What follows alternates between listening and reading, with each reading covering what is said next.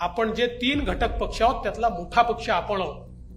भाजप हा मोठा भाऊ आहे आणि मग मोठ्या भावाला आवश्यकतेप्रमाणे कधी त्यागही करावा लागतो. मोठ्या भावाला आवश्यकतेप्रमाणे दोन्ही भावांना सांभाळून घ्यावं लागतं.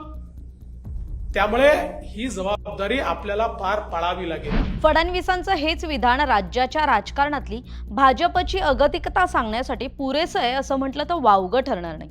कारण अजितदादा आणि फडणवीसांची राजकारणापलीकडची मैत्री चांगलीच चर्चेत असते.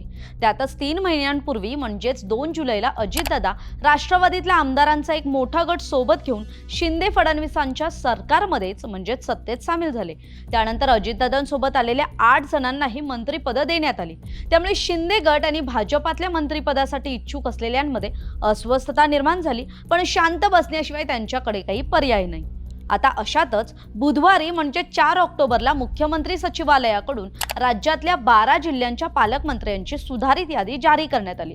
त्यात फडणवीसांनी त्यांच्याकडे असलेल्या 6 जिल्ह्यांपैकी वर्धा, अमरावती, अकोला, भंडारा या 4 जिल्ह्यांचं पालकमंत्रीपद सोडलं तर नागपूर आणि गडचिरोलीचं पालकमंत्रीपद मात्र अजूनही स्वतःकडेच ठेवले. आता या संपूर्ण पालकमंत्री पदाच्या घटनाक्रमात अजितदादांची दादागिरी दिसून आल्याचं बोललं जातंय. तर फडणवीसांनी अजितदादांचं मन राखण्यासाठी कॉम्प्रोमाइज केलंय का अशी ही चर्चा आहे आणि तेच जाणून घ्यायचं या व्हिडिओतून. त्यासाठी हा व्हिडिओ शेवटपर्यंत नक्की पहा. नमस्कार, मी कोमल, सकाळमध्ये आपलं स्वागत. आता व्हिडिओच्या सुरुवातीलाच फडणवीसांच्या 6 जिल्ह्यांच्या पालकमंत्री पदावरून अजितदादा जेव्हा विरोधी पक्षनेते होते तेव्हा त्यावेळीच त्यांनी एक खोचक टोमणा लगावला होता आणि फडणवीसांच्या पालकमंत्री पदावर भाष्य केलं होतं. तो बाईट आधी ऐकूया. आणि माझ्या माहितीप्रमाणे देवेंद्र फडणवीसांच्याकडे 7 का जिल्हे 6 जिल्हे. तुमचा अजित पवार पुण्याचा पालकमंत्री होता तरी माझ्या नाशिक येईल. नवीन पालकमंत्री जाहीर करण्याआधी परवाच अजित पवारांच्या नाराजी नाट्याची बातमी राजकीय वर्तुळात धुमाकूळ घालत होती. कारण त्यांनी मंगळवारच्या मंत्रिमंडळ बैठकीकडे फिरवलेली पाठ आणि त्यातच संध्याकाळी मुख्यमंत्री एकनाथ शिंदे आणि उपमुख्यमंत्री देवेंद्र फडणवीसांची राजधानी दिल्लीत केंद्रीय गृहमंत्री अमित शहांसोबत मध्यरात्रीपर्यंत चाललेली खलबत. पण शहांसोबतच्या बैठकीनंतर बुधवारी मुख्यमंत्र्यांनी अजितदादांसोबत त्यांच्या गटातल्या आणखी 6 मंत्र्यांना पालकमंत्रीपद देऊन नाराजी दूर करण्याचा प्रयत्न केला. तरी काल मुख्यमंत्री कार्यालयाकडून जी यादी जाहीर करण्यात आली त्या जिल्ह्यांच्या 12 जिल्ह्यांचे पालकमंत्री, नवे पालकमंत्री कोण आहेत आणि आधीचे पालकमंत्री कोण आहेत ते आपण जाणून घेऊयात. तर पुणे जिल्ह्याचे नवे पालकमंत्री हे अजित पवार आहेत आणि आधीचे पालकमंत्री होते ते चंद्रकांत पाटील. अकोला जिल्हा राधाकृष्ण विखे पाटील हे नवे पालकमंत्री आहेत तर हा जिल्हा आधी देवेंद्र फडणवीसांकडे होता. सोलापूर जिल्ह्याची जबाबदारी आता चंद्रकांत पाटलांकडे आणि ती आधी राधाकृष्ण विखे पाटलांकडे होती. अमरावती जिल्हा नव्याने चंद्रकांत पाटलांवरच ही जबाबदारी सोपवण्यात आली तर देवेंद्र फडणवीस आधीचे पालकमंत्री होते. भंडारा जिल्हा विजयकुमार गावित यांना आता पालकमंत्रीपद देण्यात आले तर आधी देवेंद्र फडणवीस या जिल्ह्याचे पालकमंत्री होते. बुलढाणा जिल्ह्याचे पालकमंत्री आता दिलीप वळसे पाटील असणार आहेत तर आधी ही जबाबदारी शिंदे गटातल्या गुलाबराव पाटलांकडे होती.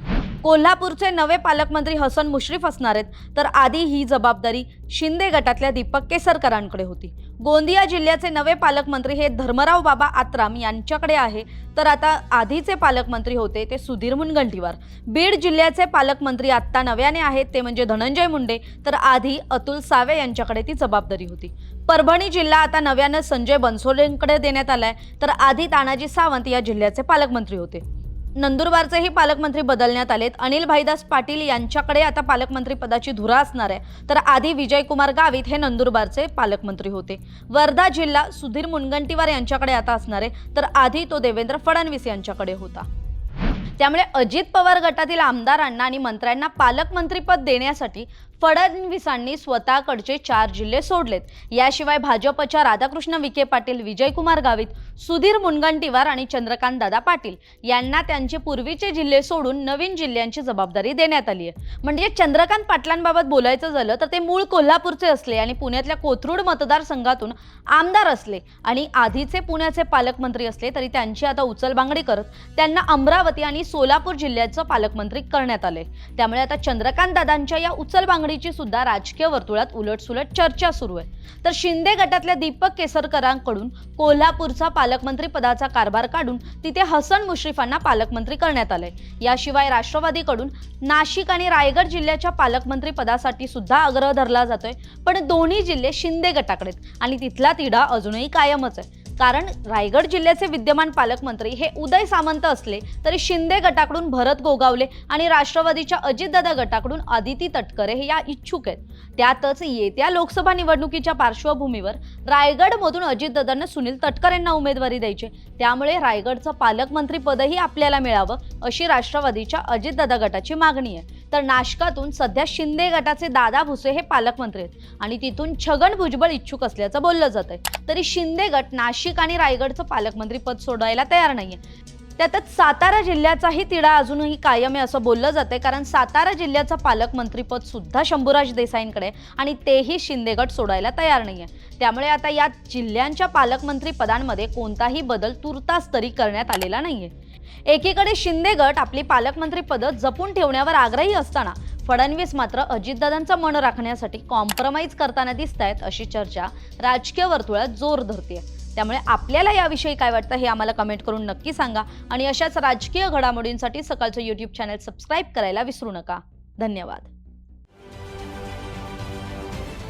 महाराष्ट्रातील सर्व बातम्यांचे विश्वासार्ह व्यासपीठ